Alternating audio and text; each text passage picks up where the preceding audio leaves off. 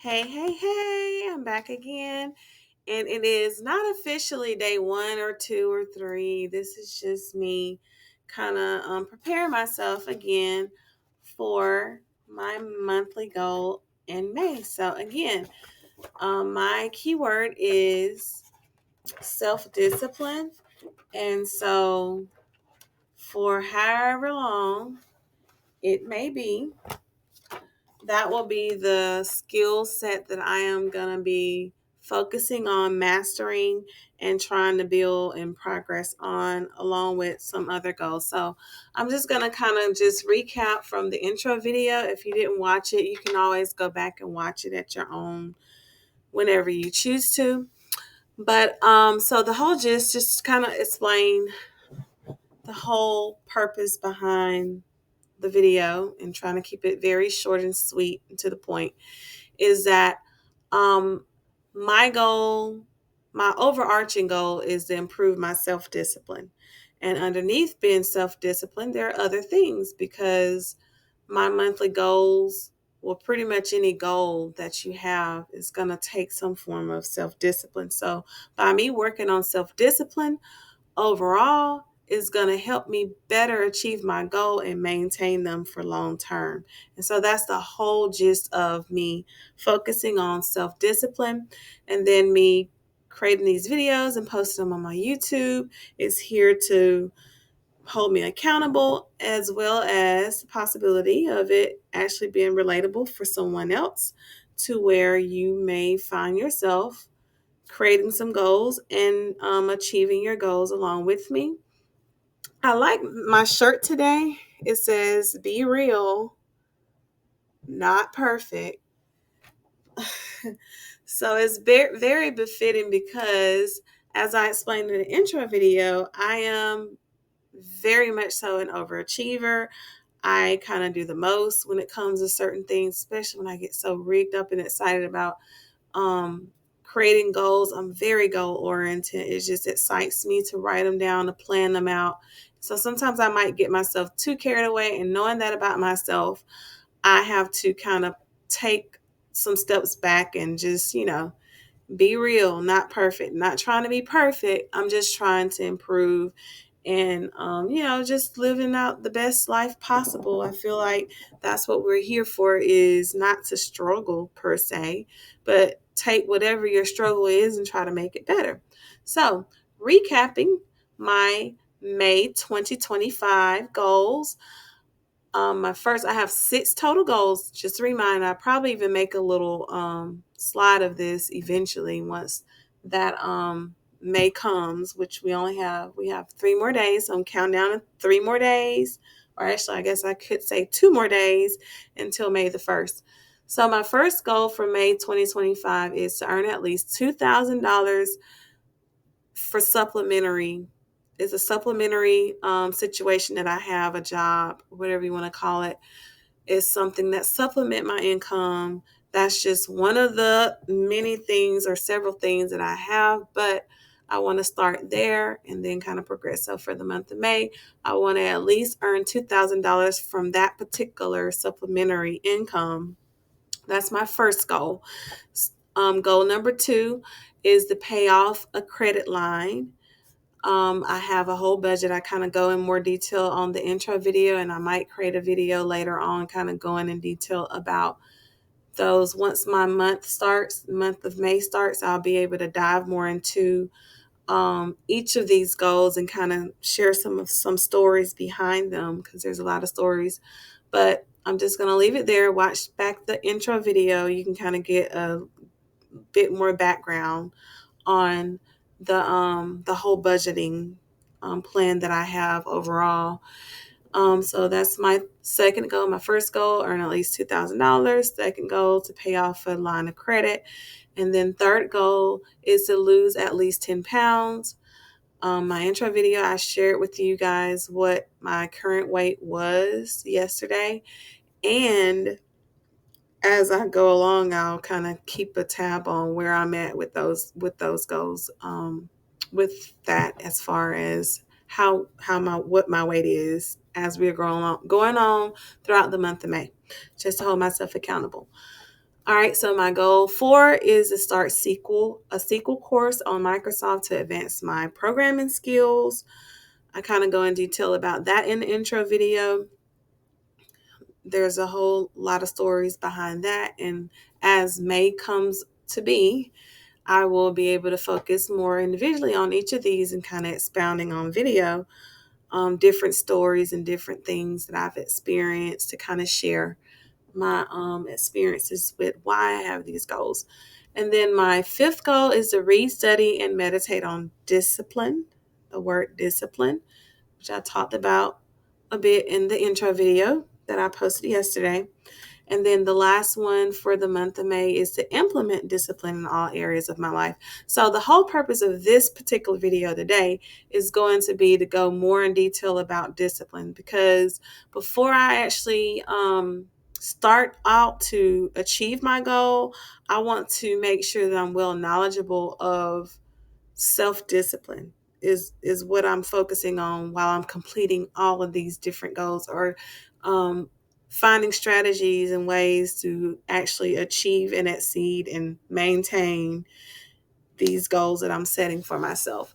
So I did share yesterday the main scripture that comes to mind to me whenever I think about self-discipline, and it was a Galatians 5 verses 22 to 23, talks about the fruits of the Spirit.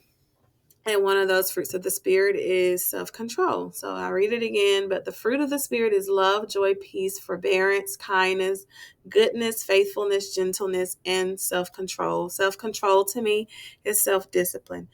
And then the definition of self-discipline is the ability to control one's actions, thoughts, and emotions to pursue goals and overcome obstacles. That's one way to look at it.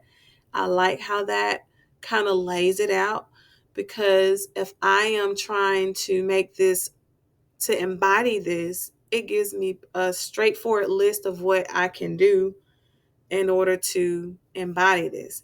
I have to be able to control my actions. I have to be able to control my thoughts. I have to be able to control my emotions in order to pursue my goals and overcome obstacles, because there will be obstacles. There will be many, many obstacles. That's part of life. And it's not like something is out to get you. It's just, it is what it is. And it's just like a growing pains that we have to go through. Everything's not gonna, we can't live life, or I'm gonna pause again.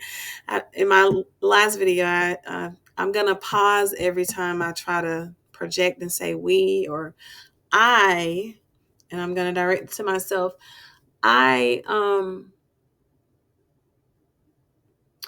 can't live my life in an egocentric way, meaning that I'm thinking everything's going to go my way. And if it doesn't go my way, I'm thinking, oh, they're out to get me. Oh, it's the devil. Oh, like everything is not meant to work out. So with that being said, I'm not going to point the finger at everything not working out being something bad. Sometimes when it doesn't work out, it actually is something good. So that's just something that I can take away from that last part of that definition where it says pursue goals and overcome obstacles, because I know time and time again I've experienced in life, and you might relate to this. When you have an obstacle, things don't work out the way you want. You really, really wanted it to work out so bad, and then all of a sudden it does not. And so the first thing you might start demeaning, for example, in relationships, if your relationships doesn't work out, you might start looking at that person as, oh, he's so bad or she's so evil, just because it didn't work out between you and that person, or me and that person. And I have learned over the years that that's just not, for me, the best way of looking at things. Everything's, especially living life, you're going to go through life where things work and things do not work.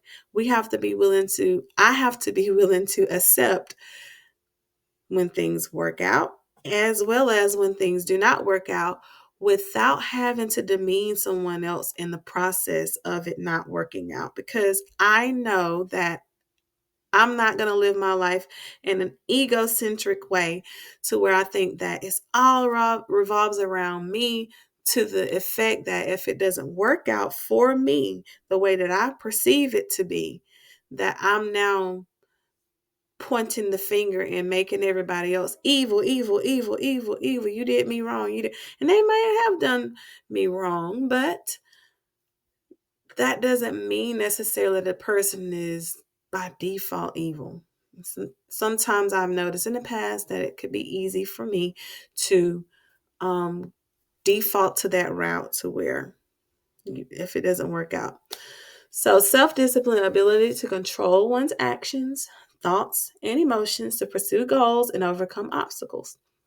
And then another definition puts it differently by saying that self discipline is making conscious choices, even when faced with temptations or challenges, and staying committed to long term aspirations. So I'm going to pause and share with you about today, because even though these are my goals for the month of May, I love starting goals before really I plan on starting goals, because this is kind of like preparing me for when it really starts. So for example, like New Year's resolution. Why wait to New Year's? I actually started in December of 2023, losing weight again. And I felt like it was a good jump start to the New Year's resolution. So, hey, I have this whole month. If I fail, if I have some obstacles, I have to overcome some obstacles. It gives me some time to regroup. And by hopefully, New Year's, I'll be able to be better with what my goals are set out to be and more successful. So it's all in how you perceive it. And so I just perceive it in the half glass full versus half glass empty, or half empty glass. I guess I got those words kind of mixed up. But making conscious choices, to me, like making sure that your choices that you're making, you're just not making choices without thinking about the consequences or the reward or the cause effect or the impact that it has on others, even when faced with temptations. Okay, so I have a 7-year-old growing son who is, and I shared that I'm 5'7". He is like already up to my shoulder, literally. 7 years old. He's going to be very tall. So, as a parent, as a mom with the child, we have one. His eating habit, even though I do want to, bring him along on the healthy eating habit, it's not going to per se be exactly the way mine is. For example, my son, today I had given him or cooked for him chicken tenders, fries, and then he had, he only got to the chicken tenders and fries. He was supposed to get some watermelon, but I think he kind of got full off of that. But he had chicken tenders and fries. And he loves fries, which many kids do. And so a lot of times he's getting bigger now, so he's eating so much more, so his service size is increasing. So I kind of gave him a whole lot. But normally he would have food left over after not eating it all, which was the case today. And as a parent, for me, sometimes I have, taken whatever he's had left over and kind of eating the rest of it, just not to waste the food and not having to put it up in the refrigerator. Well, I had to resist that temptation today, even though those fries look so crispy and so, delicious, because I know that I am becoming and making myself more disciplined to not be tempted and to not to give in to temptate. Well, I wouldn't even say not be tempted, because there's nothing wrong with being tempted. It's the action after being tempted. Are you going to fall for it, or are you going to resist it? So temptation is going to come, and you have to have a game plan on how you're going to deal with it. So my game plan is, get into my thought and say, you know what? Nope, not going to do it. It's not that worth, it's not that good of a food for it to risk what I know that I'm moving towards. Like I see a vision happening and I don't want anything to stand in the way of it. And that piece of fry or chicken, chicken tender was fine. I actually had a chicken tender that was my protein, and I had watermelon. And like I'm trying to stay more so on the side of um, fruits, vegetables, and protein, and then drinking plenty, plenty, plenty of water, and definitely not trying to go over on calories, because it's all a math balancing game. How much are you intaking? How much are you exerting? So if I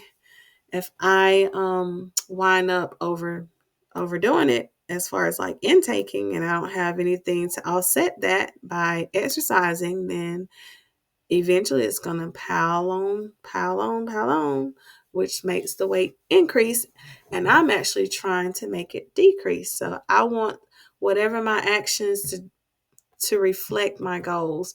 So me giving into that temptation of, you know, eating his fries, little fries, even if it was just a small little fry left over, um, it would not align with my goals. So then I have to resist that temptation because it does not align with my goal. And if I allow that temptation to pretty much win, it can derail me. And there's still hope even after you be derailed, because we're not perfect. Like my shirt says, be real, not perfect. We're not perfect. So it's just picking up and saying, okay, I see how I gave in that time. So then maybe next time I'll just make sure that I have my food and I'm pretty much chewing on maybe take a smaller bite so that you're not feeling as if you really need it. If you're that hungry, or if I'm that hungry, I'll have to. So you have to find different ways to overcome. So when faced with temptations and challenges, stay committed to long-term aspirations. So that fry was a short term aspiration of, that looks very good, but I'm really not. If I were to go into my mind and deeply assess, like, am I really hungry? Or do I really need that fry? Am I about to starve? Is that the only thing that I could eat? The answer to all of those would be no. And so I have to look at the long term aspiration of reaching my goal, maintaining my goals. And then once I maintain those goals, there's even more goals that I would want to try to navigate to. But I have to start where I'm at and progress along the way. And I want to try to progress as far as I can, so I can't afford to derail whenever I'm able to catch myself and be aware of it. I don't want to derail off from where my goals are taking me. So that's just to give you a definition of self-discipline. And I kind of embedded some examples of some situations that I have experienced today, or just starting out with this, and some experiences just that I'm knowledgeable of about self-discipline. Because as I'm going through, the more I know about self-discipline, the more that I study self-discipline, the more that I meditate on self-discipline, and I actually apply these things in my life. Oh, that's going to be the golden key. Because I can't say that I have self-discipline, but I'm not able to reach my goal. That just can't that just doesn't go together. So by me working on being self-disciplined, by default that automatically says I'm going to be able to reach my goals. I can't say that I have self-discipline and then I'm still really not eating and doing, being healthier, making healthier choices, making better choices in life, in relationship, and at work, in personal relationships, at home, as a parent. It goes in so many different areas. So self-discipline encompasses a lot. So I'm going to move on to talking about what are some key aspects of self-discipline. So key aspects of self-discipline is making choices, overcoming distractions, following through, persistence, and self-regulation. So making choices consciously, choosing actions that align with your goals, even when those choices are difficult or require immediate sacrifices. So if I were to come up with the experience making choices, okay, so I'm gonna take the route of finances because I've talked a lot about health related things. So finances, which I think I do pretty good per se. Um, but there's always room for improvement. Even if I don't really go and buy a whole bunch of clothes and shoes, there are other ways that I probably could save. For example, by cooking and being when I become more disciplined, I would have the time. I would have already planned out the groceries that I would need to cook.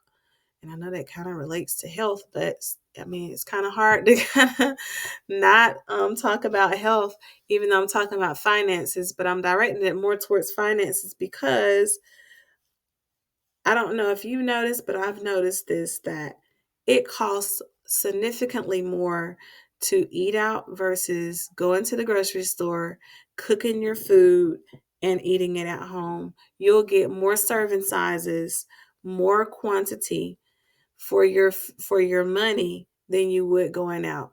Going out to eat maybe at Zaxby's costs $20 just about to get a good meal. And that's just one meal.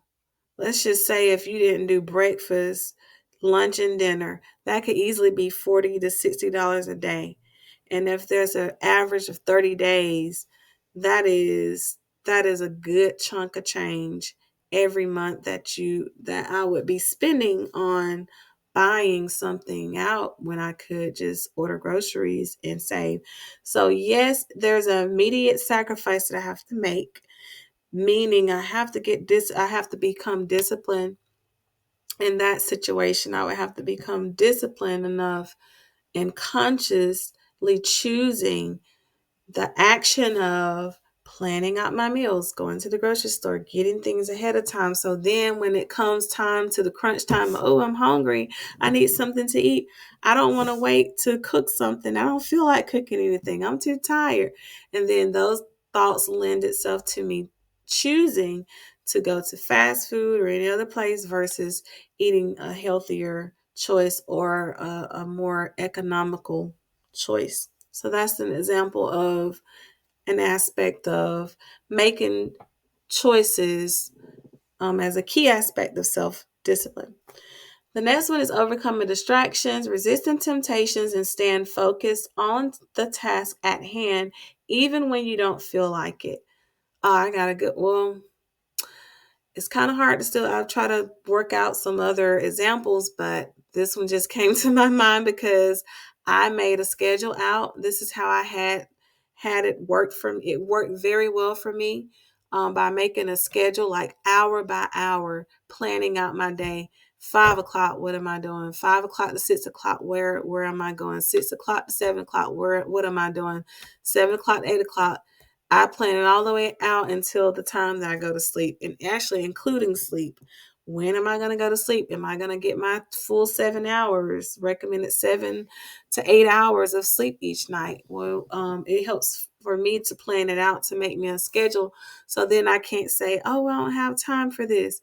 Well, if I plan it out, I've noticed that I'm able to squeeze things in certain places. So then now I don't have that excuse to say I don't have time.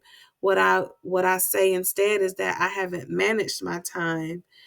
And so by doing my schedule, it helps me manage my time. So then if I know I need to spend time with my son after school for homework and it might take an hour, where can I fit that? Okay, when we get in, we go to the library, check out some books, come back home, got to get something on the table. Um, and then after eating, homework time, bath time, and then he's to bed. And then also another thing that would help me even with my scheduled time, and that what I'm going to try to work on along with my 6 goals here. And if I don't feel like I'm making progress on it, it might fall in my June goals, is actually prepping my meals. Like that means on the weekends. since I'm not really working work days on the weekend, I do the supplementary job on the weekends. I'm thinking that I'm going to cook all of my, for that full week, or maybe even for half the week, since, sometimes food don't stay fresh for a while, but at least try to find a way to just do a batch set of cooking or preparing. And then throughout that week, I got to go in the refrigerator and maybe I have to cook a few things, because some things just you want to cook them fresh. Like if I cook fries for my son, I would prefer to cook those fresh. And it don't take that long to air fry them. Now we have air fryers. We have so many different things that helps us um, do that. So resisting temptations and stand focused on the task at hand, even when you don't feel like it. So I was saying all of that to say, getting up this morning at 5 o'clock. I kind of went into the schedule and I kind of went on a tangent. But my whole point of mentioning the schedule is that I have a schedule, and on that schedule at 5 o'clock, I'm supposed to be in the gym.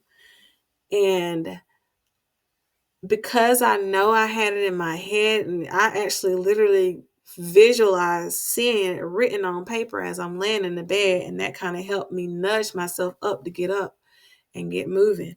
Like, hey, gotta get up, gotta get moving, gotta get there, get my son ready for, he's getting himself dressed and everything. And we're going to the gym. We made it there. By 5:20, it's like right down the road. It's not far. And normally I stay there until the time that I have to drop him off to school. So I leave there at 7. So I get a good amount of time in the gym from about 5 or 5:20, 30 until 7 o'clock. So that's like at least an hour and a half, and possibly 2 hours once I get better with managing getting up early. So overcoming distractions of wanting to lay down and just relax, being tired. And I could really sleep in real good because I only have to go to work at 8:30, and I work from home on my job. So there was a lot of different things that could tempt me to stay in that bed and not get up at 5 o'clock.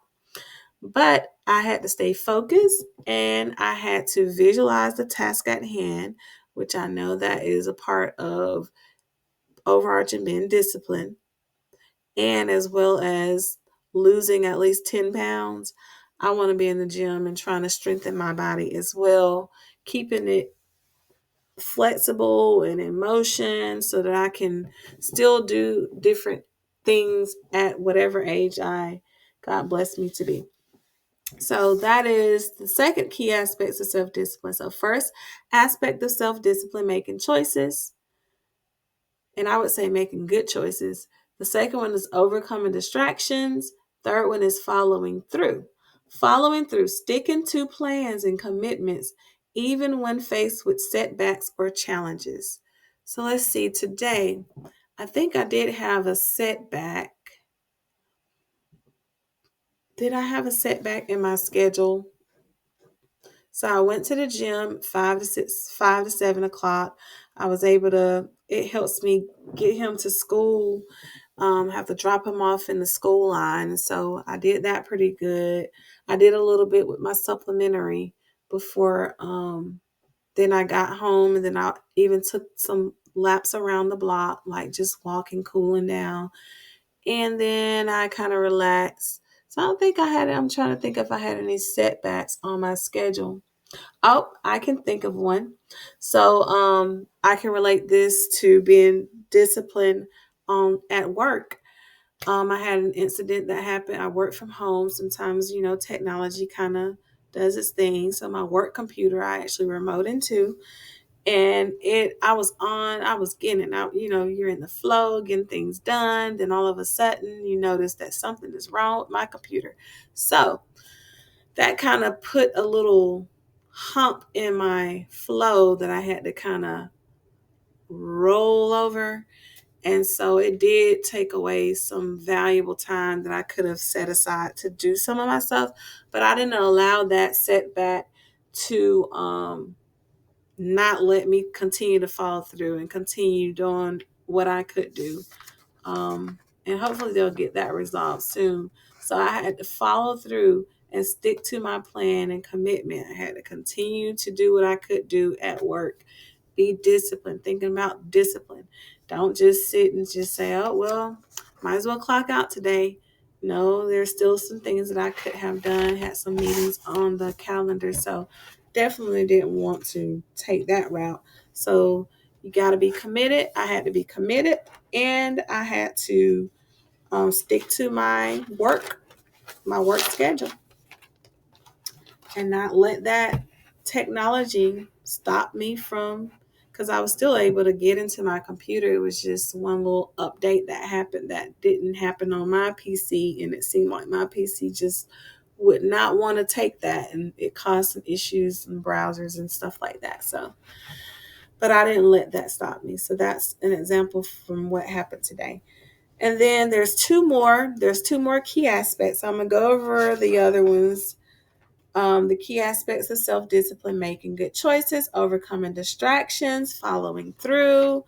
And then the fourth one is persistence: maintaining motivation and effort over time, even when progress seems slow or difficult. And that's the thing I think about the tortoise and the hare is it's hard. It's very difficult. It is very difficult because especially when you're changing anything, but I can just go back to the health goals. Like when I'm wanting to lose weight, oh, it would be so great if I wake up tomorrow and already dropped the 10 pounds. Or if I woke up the next day and was right at my goal. But that is not reasonable to expect that to happen. And even though it would be nice, it probably wouldn't be healthy either. So small gains is the way, and not losing hope, because that persistence is going to allow you to go further. For example, the tortoise, the hare fell asleep, just thinking like it had all the time in the world, thinking, oh, I can go fast. But that tortoise caught up to him and won the race. And so someone who's making small gains could eventually outbeat someone who try to do a quick race. For example, diet. Sometimes people do extreme diets, and yeah, they might be able to lose like 5 pounds this week and another 5 pounds next week. And while another person might say, I only lost one, or my weight hadn't changed at all. Well, but if you've been sticking to your plan, like your health plans, and you're just gradually making those changes over time, potentially, because it's just not healthy on our body to make those extreme adjustments, because it doesn't give our body the chance to build its persistence or its endurance to be able to sustain that level of extremity, because it's such a big change versus a gradual change. Our body can kind of maneuver with it a whole lot better. So like a big change like that, it could come back and really not give you the results that you want. And I have experienced that with dieting and so forth. You might be able to diet like that for maybe 1 or 2, 3 months or 3 weeks, or maybe even a month.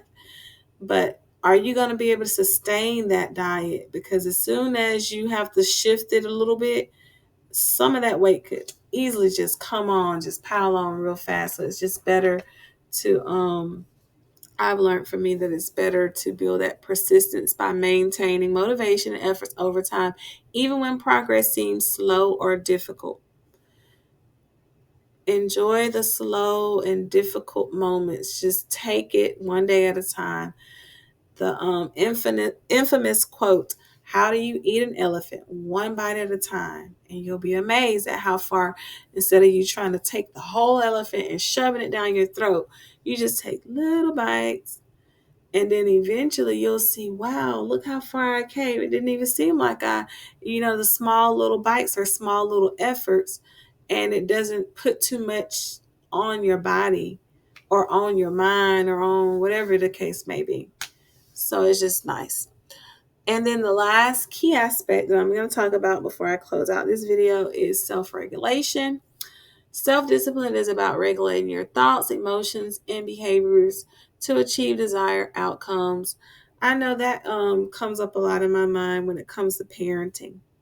Parenting, having that patience, and also learning as a parent, as I'm teaching my son how to regulate his feelings, I've noticed that I need some skills. I need to improve on skills to regulate mine. Another thing that I want to work on when it comes to parenting is not being so quick to yell or increase my volume, which a lot of people say my tone of voice is very calm. So even times when I probably think I'm yelling, I probably don't sound like I'm yelling. So it might just be in my head because my voice, they always say that it's very mellow and calm. So it doesn't come across, even though it feels like I'm coming across as I'm yelling.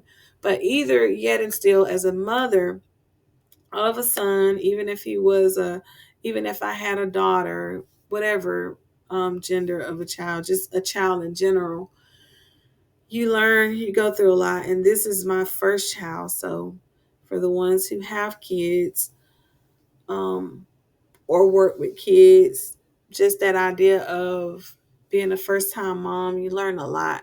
And then in the marriage and things like that, and so forth and so on, there was a lot of different jumps that didn't give that kind of progression that was probably needed.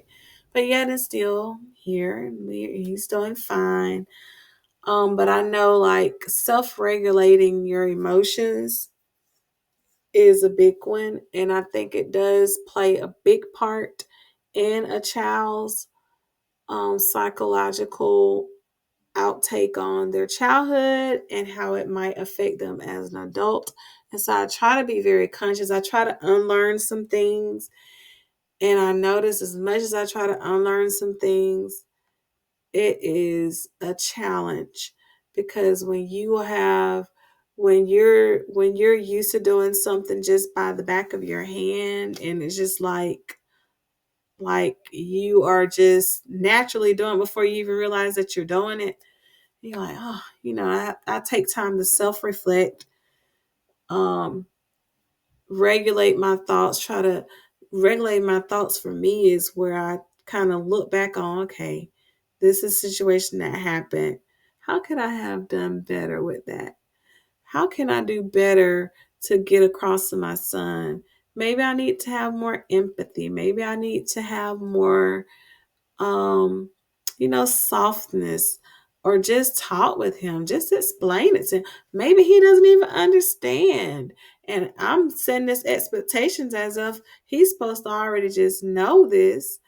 And sometimes kids just don't know, and they just need that time without being argued at or yelled at or punished. They just need you to sit down and say, son, when you put that on the floor like that, you don't want to do that, because if you put things on the floor, then eventually it's going to pile up. You just kind of talk with them like that to try to explain the reasoning behind and kind of guide them to making that decision, that conscious decision for themselves, regulating and saying, you know what, I don't want that to happen. No, I know I'd be asking my son a lot of times, like, would you rather, I don't know, I give him like two options or something. Like, if it was, would you rather have your room messy and not be able to find your toys, or would you rather have things put away so that you're able to find your toys?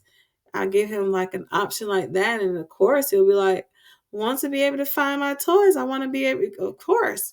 So it kind of lets him understand, like, hey, if you don't put it back the way that it was, eventually it's going to be difficult finding your toys, because toys are going to just be all compiled together, and it's going to be very difficult. So kind of helping him with self-regulating, and then also helping myself with self-regulating. So it's not like a yelling match every single time. Clean up this room, pick up this on the floor, dad, pick up, like, I don't know anyone who loves to be yelled at. So it's a very, I would say, very high end traumatic experience to have to continuously go through the loudness of someone yelling at you. You're trying to do right. You're trying to get their direction, but all they're doing is yelling. So it's kind of hard to really hear what they're saying when they're yelling. So bring it down to a regular tone voice and just talk, just explain. You could say the same thing that you're saying, or I could say the same thing that I wanted to say, but I could level it out and self-regulate so that we can have a conversation. We can have a conversation back and forth. And the information goes even better when I do that. So that's an example of self-regulation. So during this video, just to kind of recap, I did go over my main goals because I want to kind of make that I kind of review that every day. And then I went over the self-discipline definition. The whole point of that is because it just helps you be able to embody it more when you know what it is. And then by having that definition, it pretty much lists out some of the things that I should be doing in order to show that I have discipline. And then I just went over the key aspects of self-discipline, which is making choices, overcoming distractions, following through, persistence, self-regulation. So in my next video, I'm going to go more into like benefits and kind of try to share a little bit more stories. I noticed that this does take longer than I would have perceived. I didn't think that it would be like 40 minutes of time, but actually time goes by when you're sitting talking about something that is of interest of you. So I have 2 more days until May the 1st, but even though my goals are for May the 1st, I've already started on my goals by actually going to the gym in the morning time and so forth and so on. But as the month of May comes closer, May the 1st comes, I'll actually start focusing on my particular goals and kind of sharing different tidbit stories of anything that may have happened that day, or like stories of the past, or some different tips on some of the topics related to the goal that I have. But until then, be blessed, and I will see you on the next video.